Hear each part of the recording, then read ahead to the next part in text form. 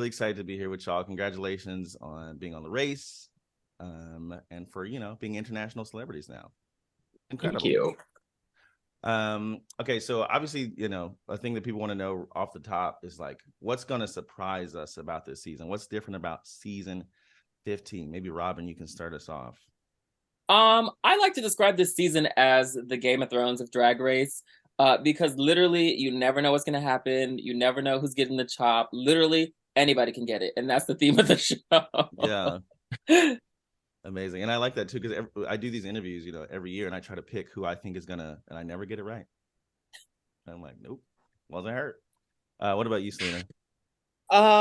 Okay. I really think people are gonna be excited about the twists and turns that happen and go down. Like, there's no chocolate bars, baby, but there are definitely other things that go down, okay?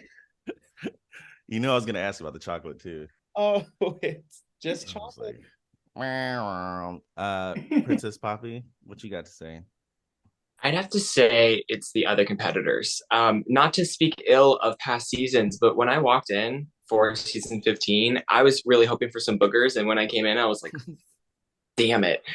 Because everyone is so good. Like everyone, they just kind of stepped it up. You know what I mean? Like it is season 15. So I feel like it is an anniversary year. And I feel like they went all out for that. Absolutely. Yeah, it's kind of a landmark year, Yeah. It's like, is that your quinceañera, right? Yes, Eddie. Come on. Sasha?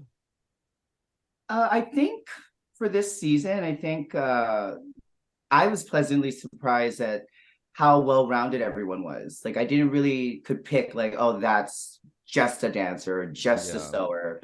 Everyone kind of had a Swiss Army knife of tools that they're good in. So that's really great to watch. Yeah, I definitely noticed that in my hungover research for these interviews. I say y'all really are doing a lot. I know for some people I was like, I can't say just comedy, fashion and whatnot. I said, y'all out They're here doing the most. Exactly.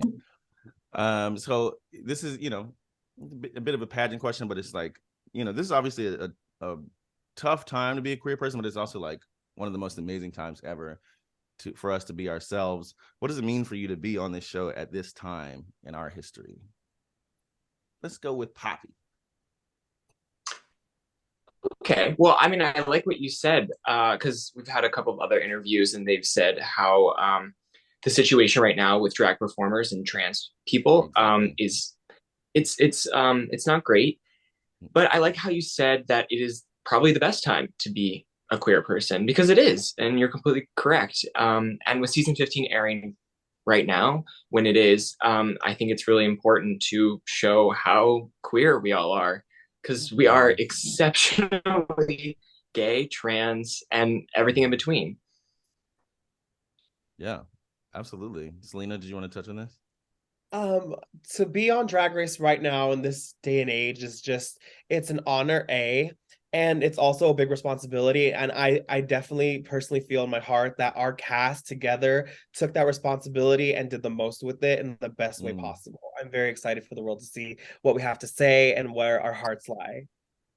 I love that. Would you say y'all are like, every year it's like it's a sisterhood, but like, is this year like for real, for real? Yes, we're sisters, but we're here to compete. Yes, absolutely. Okay. How about you, Robin? I love this color in you, by the way. Thank you. Yeah. I think that this time especially it is very hard because you have people who are questioning your existence basically in your face, but also this is the time where you have to remind yourself how amazing you are and what a gift of an experience it is to be queer, and in my case to be queer and Black. I think that it's very powerful, and the best way to teach people is to just live your life in the best way you can. And when people see that, hopefully minds change. So we have 15 girls, 16 girls about to do that. Yeah. I always think it's always wild to me when they're like, here's the new legislation, like you can't read in front of kids or whatever it's going to be today. It's like, it's too late, baby. Yeah, it's too late. We out the box already. Yeah. Sasha, do you want to add anything? Well, like you just said, I think with the pandemic, a lot of people got to reflect on who they are. I think there was like a communal leveling up of understanding that gender is not in the binary. We have so much more vocabulary to describe queer people in all of our spectrums. And I think we also gave birth to a lot of baby queens during pandemic. So there's a lot of like hunger to see themselves on TV. And all of us can represent a different person that's watching. That's what I'm really excited about. A lot of people connect with us. Well, I mean, I'd be remiss if I didn't mention, obviously, that Carrie's your daughter. What'd she say to you? What did she give you the lowdown? No, we are both Leos, July Leos, so we both don't like being told what to do. So she also knew like I have to experience it for myself. And I think as a alumni now looking back, I can honestly say my experience won't be like anyone else's. Or, everyone's gonna have how they react to certain challenges or certain obstacles, and you just pretty much just be ready for anything. And if you're gonna fail on your ass, it's funnier. I like that. That's some good life advice. I love that. Poppy, I saw like one of your captions on Instagram said antisocial socialite. When you walk into the workroom, you got like 16 girls there. Was that overwhelming for you? Yes. Well, I was expecting 14 girls, so to add on some people into that, because I'm just a naturally shy person, and I think Salina can speak to this. But when you're in drag, it just something changes in you, and it sort of creates an armor around you where you're able. When you get like when you drink alcohol and you're like, I want to talk to every single person in this club. Drag's kind of like that. Like it sort of gives me that confidence that I don't normally have when I'm out of drag. Yeah, that's amazing. But yeah, it was crazy. Yeah, I mean, I can imagine it's crazy. Like literally every year when I do these, I'm like, I can't believe you all did this. This is unreal. So I'm very impressed. It's like in a positive way. I'm like, this is I'm very impressed by it. You look like you got something to say, Salina. I was about to ask you anyway. So yes, because I feel this question in my heart because you come into this competition, you're preparing, you get here. I'm that bitch. I'm gonna win. Fuck these hoes, right? Ooh, sorry, I don't know if I can cuss. But that's your mentality, right? And then you get out of drag for the first time, and you're like, oh shoot. I actually have to build sisterhood and community with these girls and create a reality TV show with these girls. So you're conflicted. It's not just kill. It's like, oh, there's love too. So it's very conflicting thought state of minds while you're in there. And it's really hard for me, it was hard to process like, where do I land, because I would like these girls, but at the same time, you're in the way of what I want, Right. Well, you kind of touched on this. You talked about making a TV show. I would often wonder, like, how much do you go in there? Like, how aware of the cameras are you? Like, are you like producing yourself when you're up there? Like, I'm sure it's a mix, but like, I think you don't really know what's going to happen. So you're thrusted in thinking you're just going to do a competition. Me as a pageant girl, like I'm just thinking go for the win. Yes. Maybe I'll make some friends down the road, but then you're like, oh, there's like a bunch of people just watching us, like, fish in a tank. So that was really interesting to try and get into the groove of filming, getting into the groove of being in drag early in the morning, doing all that. It's not the normal drag routine. Yeah, for sure. Yeah, I'm sure. Like y'all have like 6 a.m. days or something. I don't. Oh yeah, like till midnight. Or like 3 a.m. nights. Usually I don't get up until like 11 o'clock. So that 6 o'clock schedule was getting me, girl. And like I'm an industry girl. Like I work in Hollywood, so I love a call sheet. I love my script. I know my lines. Reality TV is way different, and throw on competition aspect as well. You are maneuvering through the lingo, trying to figure out how to say this and that without looking this way or this way. It's a lot that you can't prepare for. It's something you just experience. Yeah. And I think definitely for me, at least, with all the cameras there, like after you get into the groove of it, like I feel like it was pretty quick that you kind of forget that the cameras are there, at least in like the workroom. And you just like, okay, I got a task to do. I got to get done. Okay, bye cameras. Okay. And you just do it. But I must say, I think just me witnessing us doing this junket today, I realized how much training we had through filming. Like we know how to, take certain cues now. So every challenge that we did was really like a lesson to help us for our future and for our success, which is great. Yeah, absolutely. And there's so much coming, right? Y'all just got announced yesterday, so I'm sure it's gonna be like, we're here. So congrats on getting on that ride, y'all. Really excited to be talking to all of y'all. Congrats on being in the race. What an exciting time in your lives. Thank you. I wanted to ask, what were your feelings when you first walked into the workroom? I know it's super cold in there, but what kind of things are running through your head? How about Jack, since you're... I would say the moment I walked into the workroom, I was feeling it. I was getting ready to deliver my entrance line and hit that mark. And I was just like, there's no music. Mm-hmm. It's so quiet in here. And so it was just it was getting into that vibe of really realizing it's what we watch on TV is such a different amount of time and from what you're actually experiencing. So there are so many times where I was like, ooh, Mistress said something, where's the rattlesnake noise? And it wasn't coming. So it was definitely just being oh yeah, we gotta edit this. We gotta do this. Because plus y'all walk in and you hit the mark or whatever, and then you just stand there, right? And then just twirl. Yeah. Twirl. Hi. It's a lot longer than you think it is too. A lot longer. Turn inside out. For me, I'm not the type of person who gets nervous leading up. I get nervous right as it's about to happen. So before I'm okay, I'm really chill. I'm about to go and I'm about to kill it. And then right before I'm about to turn the corner to go out, I was I'd turn into a sergeant in my head. I was like, bitch, you better go out there and let them have you. You better look sickening. You better pose and model down. So a lot of hyping myself up, but it was an amazing feeling, once in a lifetime feeling, of course. Yeah. So they should hire somebody to hype y'all up. They should have somebody in the back. They do hype us up. I will say that. Mm-hmm. Okay, cool. Good. I mean, for me, walking in, it's kind of like studying for a test. Everything went out the window. You could prepare so much. You're I'm going to do this. I'm going to start. It all went out the window. And then you're like, well, damn, I should have studied for the health test and not the science one because I needed that. So everything went out the window. Also, my main concern, I remember seconds before going out because I kind of downed a bag of fruit snacks. There was a clip years ago of Miss Thorgy Thor. I always loved it and thought it was iconic and legendary. It's very niche, but it was before she walked into the workroom and she had fruit snacks and she eating fruit snacks just calms me. So I had to do a tribute to Thorgy. I was I need to have fruit snacks. So I got my fruit snacks and then I was worried my lipstick was gonna get messed up because you know how that goes. But yeah, that was my mindset. Fruit snacks and throwing out the test. I love that. Everybody loves fruit snacks. Come on. I'm gonna take that. I'm gonna steal that.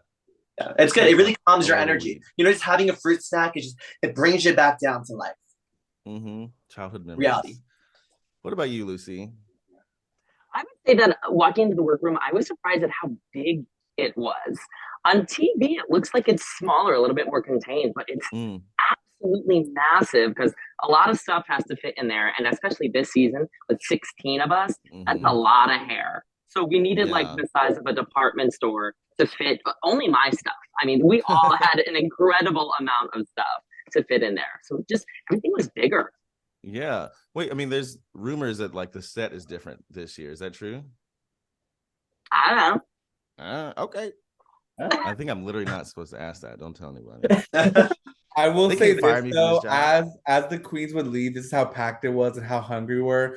We were like looters. We would go after their hangers and mannequin heads because in a second.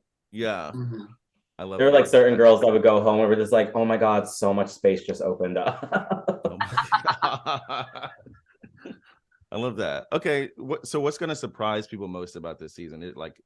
I know you can't say specifics, but is there an It's Chocolate moment? What can we expect? It's actually vanilla this year. They're chocolate. It's vanilla. It's not chocolate. It's vanilla. Oh. And okay. What happens is if your chocolate bar is vanilla, you are the new host of the show. It's craziest thing. That's amazing. Craziest thing. What a world. Yeah, that was the season this year. It wasn't America's Next Drag Superstar. It's about finding the new host. Because Ru's gonna retire. You know, Exactly. He's Girl, she's gonna get you for that one. She's gonna get you for that one. She's gonna call the snipers like, right I don't now. want to retire either. I mean, doesn't everyone kind of just want to sail off into the sunset and have your fruit snacks and just live in peace and just hide in a little like basket of fruit and never be seen White again? Lotus season 3, Drag Race edition. Absolutely. I mean, it's like Succession. That's I what will it is. say Like for drag this Succession. season, I think people are so used to Drag Race and the producers giving the twists and turns, but this season I think the queens definitely brought our own twist. I think we were shaking shit up behind the scenes. So I Okay. think that everyone's in for one of the good old like throwback golden era of Drag Race type of seasons. I think we are taking it back Ooh. to old school reality TV, and it's perfect for the switch to MTV. Yeah. Okay, I love this because like the other, groups, the other queens I've interviewed have suggested this, and I'm like, I'm reading into it a lot. I'm like, chaos. I feel like the age where, because you would see, you see the chatter online where fans would be like, the girls are afraid to speak their mind, and it becomes very PR Miss America. I feel like no one gave an F. Everyone just like said it how it was. Everyone was taking like a giant shit everywhere. They were just like, we're just letting it out. We're not holding this in anymore. That part. You know what? There's been a lot of shit references in these interviews. I gotta be honest. Ooh. A lot of people. Oh, saying so shit. that means What's that about? that means he talked to Malaysia.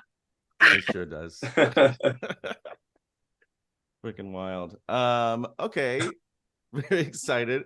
I want to know, like, when you first got cast, who did you call?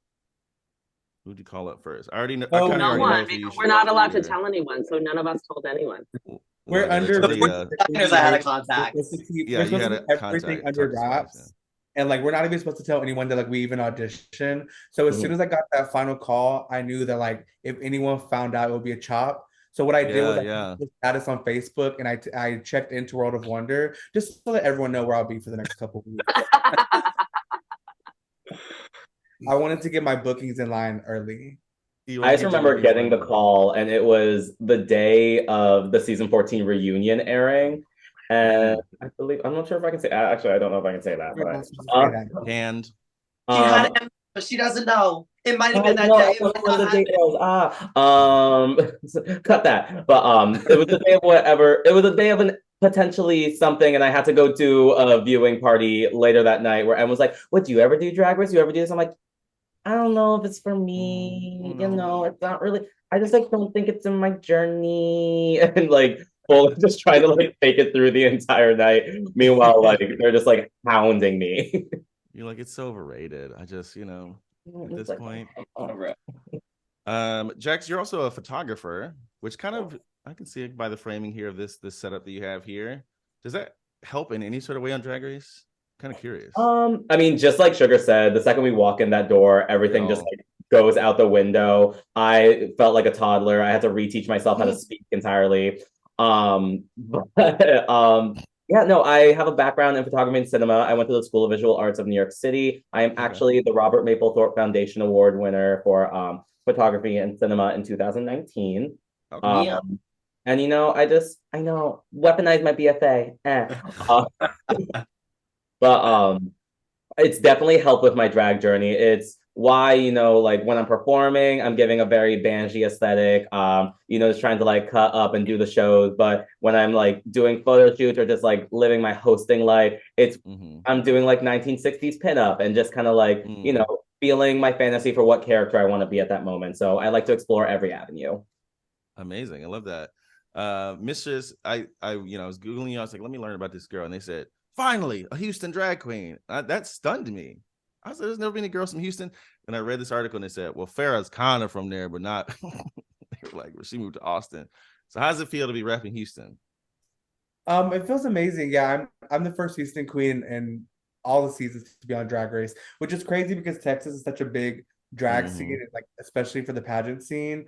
But the way I explained it to people is like we're not social media queens. Before Drag Race, like I think the most followed queen in my city had maybe like 10K followers on Instagram, which is not much in like the big stratosphere.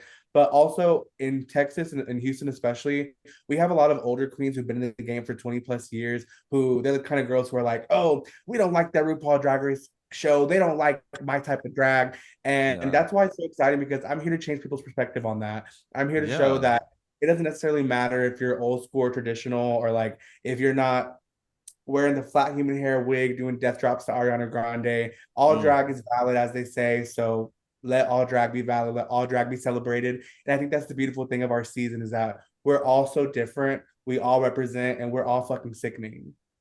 Amen. And you look amazing. Like, come on, you're already repping it right now. Thank you. Now, Jules. I do have to wrap.